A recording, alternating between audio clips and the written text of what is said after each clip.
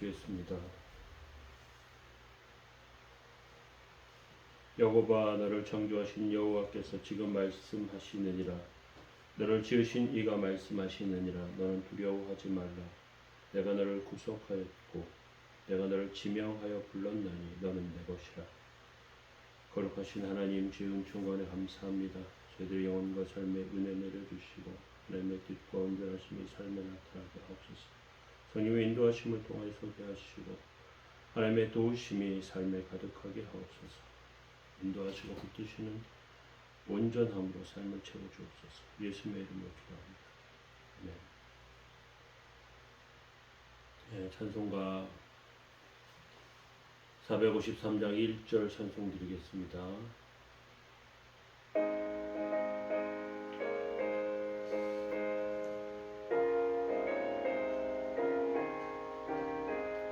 예수도 알기 원하네. 크고도 넓은 은혜와 대속해 주신 사랑을 간절히 알기 원하네. 내 평생의 소원, 내 평생의 소원, 대속해 주신 사랑을 간절히 알기 원하네. 아멘. 시편 146편 3절에서 6절 말씀 보시겠습니다. 귀인들을 의지하지 말며 도울 힘 없는 인생도 의지하지 말지니 그의 호흡이 끊어지면 흙으로 돌아가서 그날에 그의 생각이 소멸하리로다. 야곱의 하나님을 자기의 도움으로 삼으며 여호와 자기의 하나님에게 자기의 소망을 두는 자는 복이 있도다. 여호와는 천지와 바다와 그 중에 만물을 지으시며 영원히 진실함을 지키시며. 아멘. 네, 오늘 시편 146편 두 번째 말씀입니다. 인생을 의지하지 말라 하는 제목으로 하나님 말씀 나누도록 하겠습니다. 사람은 힘을 가진 자가 도와주거나 지지해주면 엄청난 그런 힘을 얻게 됩니다. 그러나 하나님은 그의 백성에게 귀인을 의지하지 말라고 말씀하십니다. 특히 인생을 의지하지 말라고 말씀하셨습니다. 인간은 우리를 궁극적으로 도울 힘이 없습니다. 사람의 힘은 시간을 한정적으로 가지고 있고요. 그들이 가지고 있는 능력은 그 안에서 중단되는 경우가 많습니다. 3절과 4절을 보면 귀인들을 의지하지 말며 도울 힘 없는 인생도 의지하지 말지니 그의 호흡이 끊어지면 흙으로 돌아가서 그날에 그의 생각이 소멸하리로다. 많은 귀인들이 돈을 가지고 있고요. 정치적 영향력을 미칠 수 있습니다. 이런 귀인에게 잘 보여서 도움을 약속받는다면 큰 힘이 될 것이라고 사람들은 생각합니다. 더욱이 자기와 생각이 같은 자들이 많아서 지지를 받는다면 큰 도움이 될 것입니다. 그러나 인간의 도움을 믿고 그것에 모든 것을 의지하는 자치고 망하지 않는 자가 없습니다. 사람은 자기 인생을 살아야 합니다. 남의 인생을 살면 가치가 없는 것이죠. 사울이라고 하는 왕이 있습니다. 그는 무명의 베냐민 족속이라고 하는 굉장히 작은 지파의 사람이었습니다. 그는 하나님께 발탁되어서 왕이 되었는데 그때 하나님께서는 그를 겸손하게 보시고 귀하게 보셨습니다.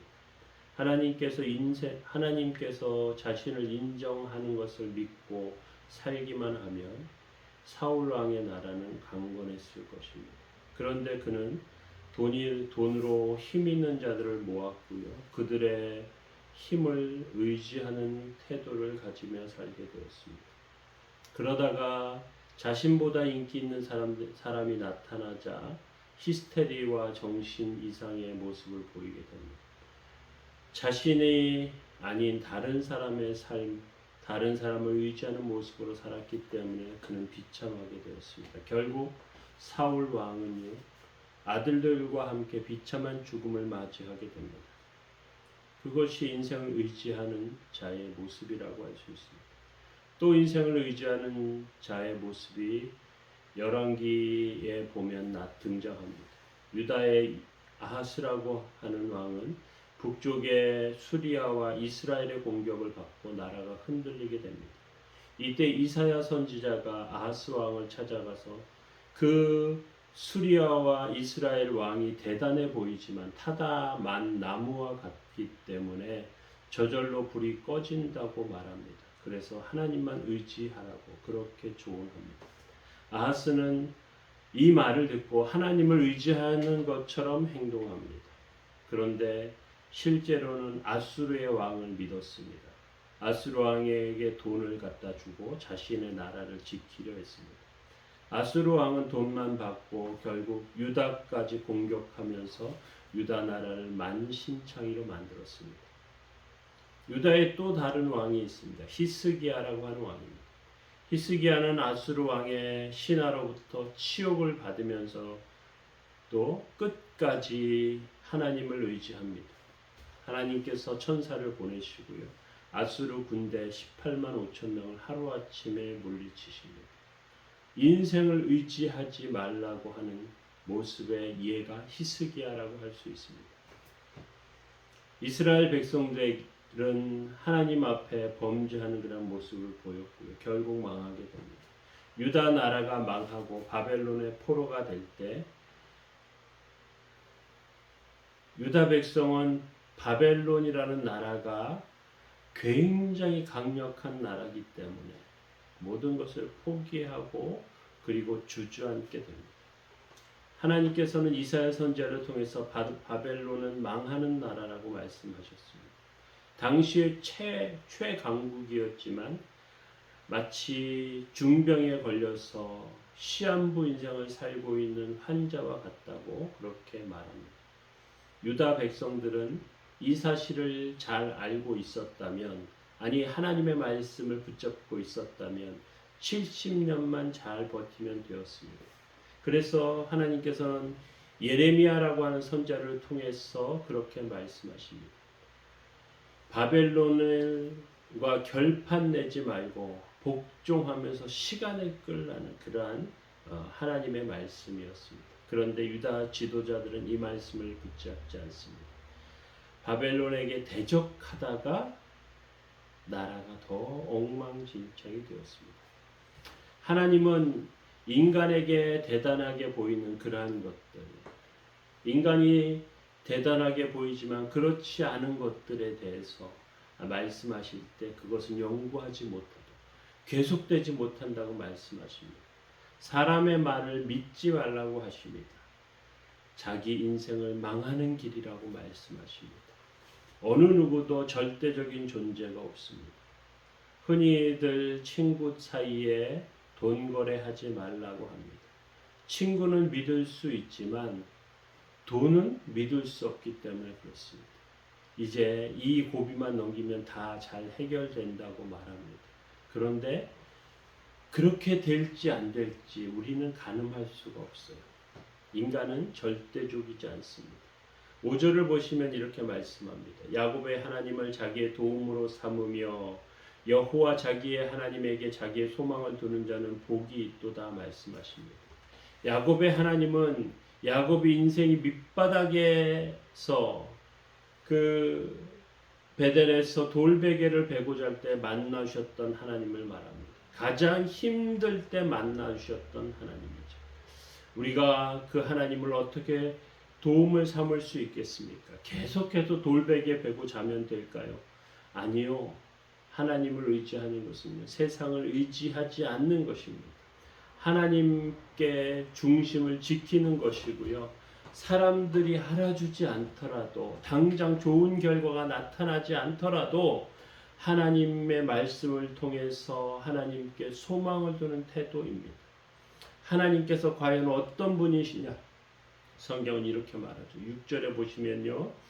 여호와는 천지와 바다와 그 중에 만물을 지으시며 영원히 진실함을 지키시는 하나님이시라 이렇게 말합니다.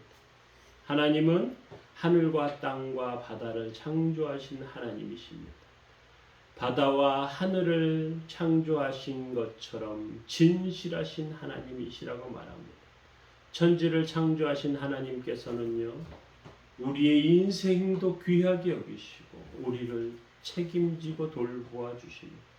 눈에 보이지 않는 하나님, 그러나 그 하나님을 의지해야 우리가 살 수 있습니다. 물론 우리의 믿음이 약해질 수도 있어요. 우리가 연약함에 처할 수도 있습니다. 그러나 하나님을 의지하는 것을 잃어버리지 마시고 복되고 귀한 삶으로 날마다 세워지시길 예수님의 이름으로 축원합니다. 기도하시겠습니다. 야곱아, 너를 창조하신 여호와께서 지금 말씀하시느니라. 이스라엘아, 너를 지으신 이가 말씀하시느니라. 너는 두려워하지 말라. 내가 너를 구속하였고 내가 너를 지명하여 불렀나니 너는 내 것이라. 아멘. 거룩하신 주님, 은총과 은혜 가운데 세우시며 성령님의 역사 가운데 살게 하여 주옵소서. 오늘도 지키시고 인도하시며 세워 주옵소서. 예수님의 이름으로 기도합니다.